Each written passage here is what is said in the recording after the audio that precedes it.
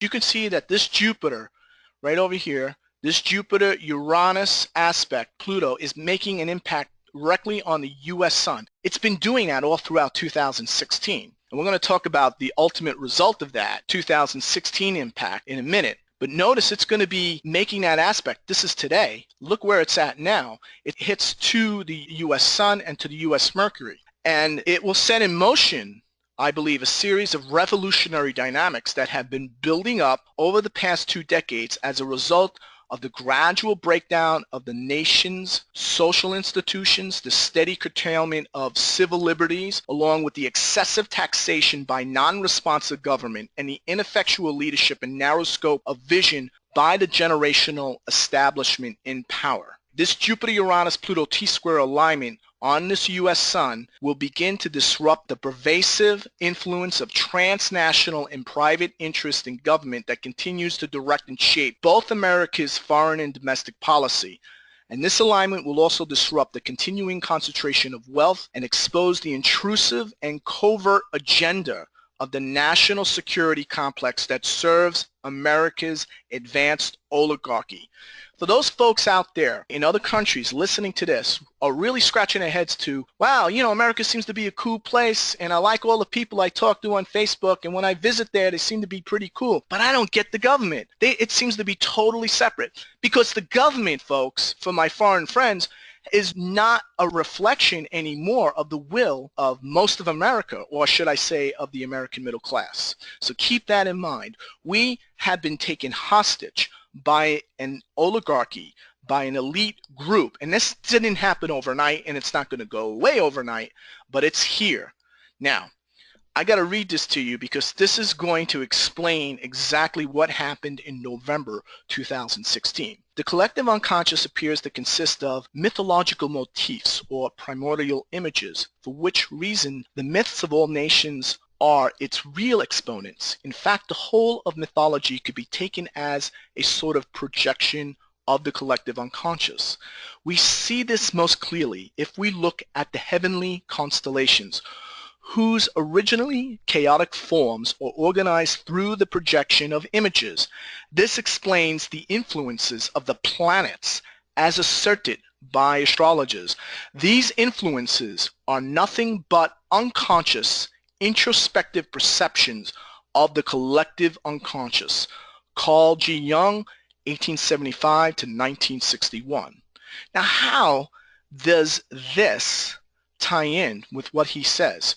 I want you to keep in mind what he just stated here, that mythology is playing itself out as a sort of projection on the world stage through the constellating mechanism of the collective unconscious. Now, keep that in mind when I show you the next slide. This is the world premiere of Godzilla 2014.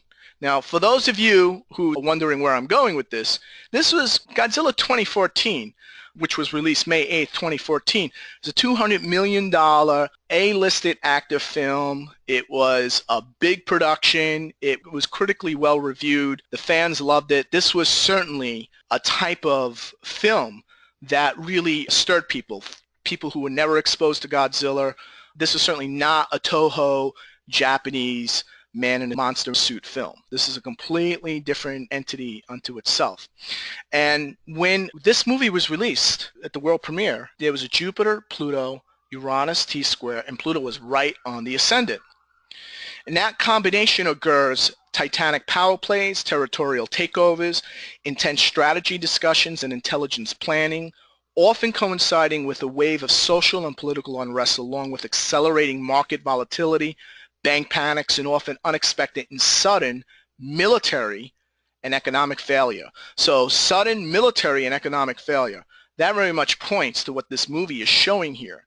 Now, I'm going to show you a clip from this movie. And what I'm calling here is Godzilla, a mythological motif of the emerging Uranus-Pluto complex within the collective unconscious. Now, I want you to keep an open mind on this. I'm going to give you how I looked at this. I look at the buildings as the establishment structure. I look at the people. I look at the military as part of the oligarchical elite, especially the special forces. The military also represents the overall power of government. The destructive force of Godzilla certainly represents the Uranus-Pluto element or constellating force of the underworld, okay? And then you'll see a scene where there's nuclear physicists and a number of engineers, all right? And that's all related to Fukushima. That relates in the movie to Fukushima. It's alluding to Fukushima. That Fukushima was not what they told you what it was. It was related to something else, that it was alluding to something that was coming. So I want to play this for you, but again, this film epitomizes the titanic battle of the Uranus-Pluto, its archetypal potency that's constellating on the global collective with great momentum and intensity that really started around, in earnest, if we look back, around the time of the Mayan calendar end date in late 2012. All right, so here we go. Gentlemen, you are being sent in via halo jump. Now, I realize not all of you have had hands-on experience. And frankly, none of us have ever faced a situation quite like this one before.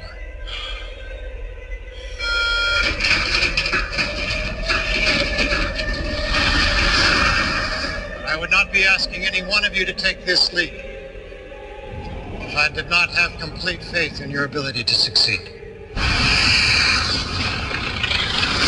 Your courage will never be more needed than it is today.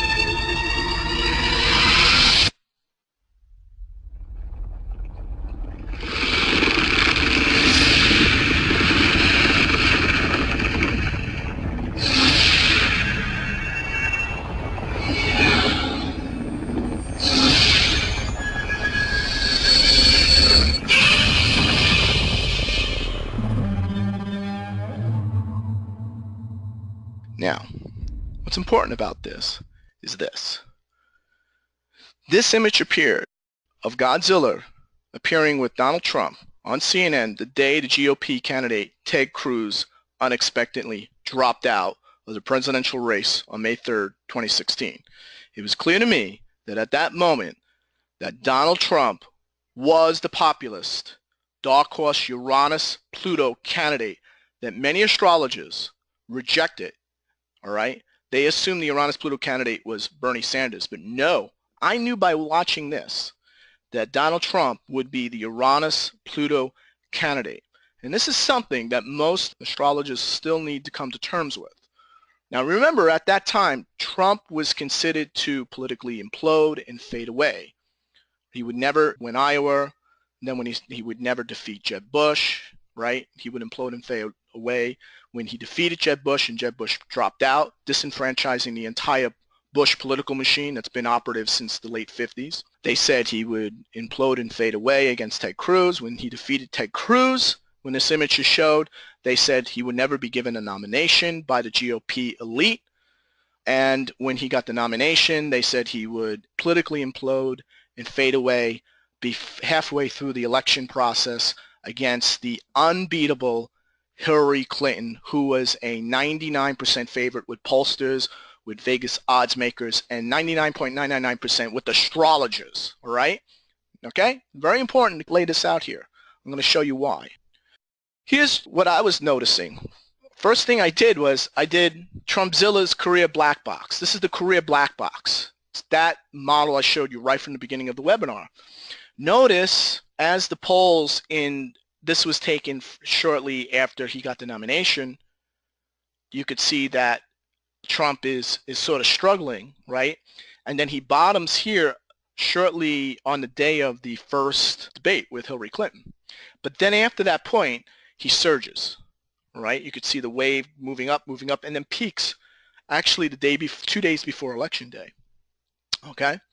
So I was looking at that the whole time while I was reading all the Facebook posts about, how I was going to be wrong and how all the astrologers who predicted for Trump were just basically closet GOP astrologers and making all these statements. Now, keep in mind the reason for that, it was because people like the infallible Nate Silver, who is basically supported and held up by the New York Times, was indicating that there was a 90% chance that Clinton would be the Democratic nominee and would win decisively.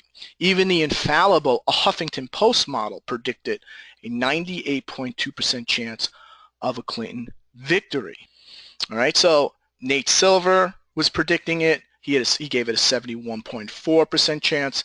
Everyone was saying between 98 and 99%. The astrologers were really like way over the top. In fact, the ISAR group got together, one American composing of 10 astrologers and another international group composed of 10 astrologers, separately using their methodologies, stated to the LA Times a 100% probability that Hillary Clinton would win decisively over Donald Trump. That Donald Trump had no chance.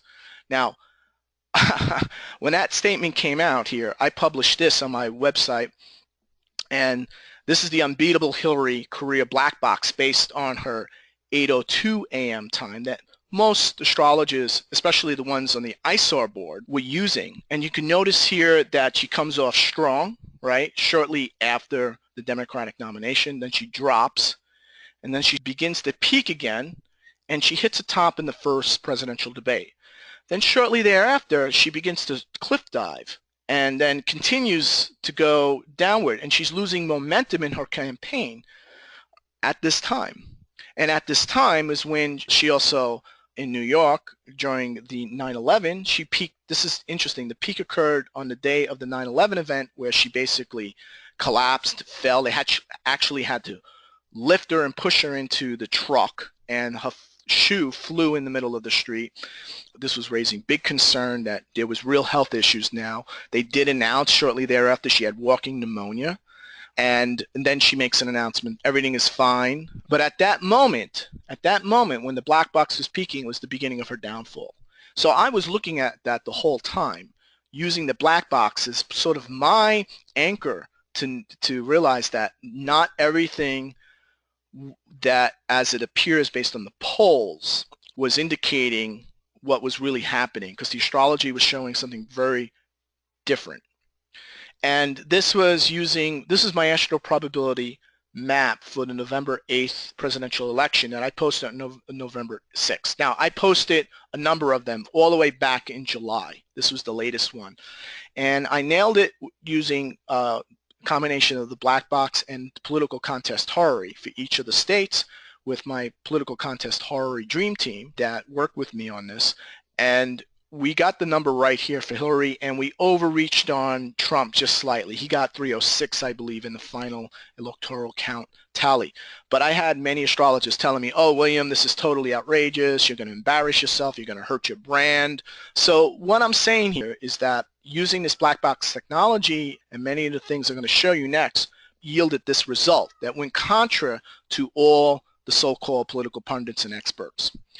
So what led to Trump's victory was a political earthquake. It really was a political earthquake. A geopolitical shock of events in the world have yet to come from this. So his victory was a major, major upset that changed everything. Everything. And basically, the Clinton campaign framed it in such a way, they thought he was underestimated. They thought he'd be easy to beat. The Democrats had a better chance with Bernie Sanders, but they sabotaged him. Everybody knows this for a fact now. This is not speculation or conspiracy theory anymore, right? Because there was massive turnout for his rallies, and yet they rigged the election against him. Trump took an overwhelming majority of U.S. counties, so while Clinton won the popular vote, since California and a couple other large metropolitan districts went for Clinton, most areas of America did not. And the numbers showed that Trump did not win because of racism and sexism as the mainstream media touts. But when we looked at the exit poll numbers and the raw data coming from the actual ballots, it was clear that the numbers show this wasn't true. And basically the question became, why did voters elect Trump? Because just like British exit voters, they rejected what? They rejected globalism. And I also knew there was going to be a kaboom, a political earthquake kaboom event when you had the Uranus-Pluto square. That was the foundation to this Jupiter-Saturn-Neptune T-square in 2016, this Mars-Saturn-Antares in the summer of 2016, followed by the solar eclipse in Virgo. All right. I knew something big was coming. Something big and bad was coming.